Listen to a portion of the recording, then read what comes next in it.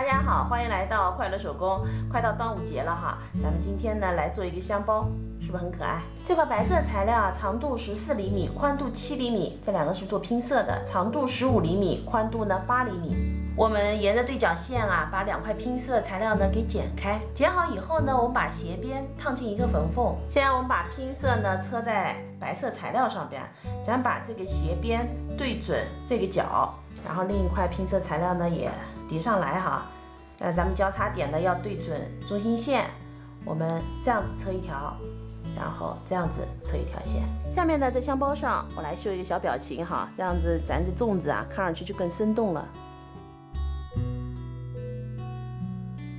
然后呢，我们找根丝带哈，搁在中心线上，对折过来，车上这两条边。车好以后呢，我把它翻到正面了哈。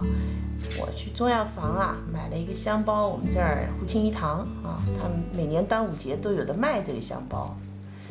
把香料呢搁进去，然后用长针法把这个缝上。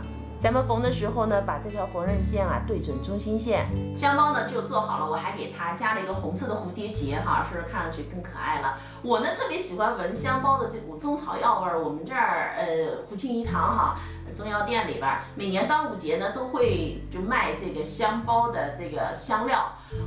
我觉得这个味儿啊，在我们家里边，我觉得蛇虫鼠蚁的都离我们家好像远了很多。我们家孩子不爱闻，好像小年轻都不爱闻这股味道哈。不知道您那儿的端午节有什么样的习俗呢？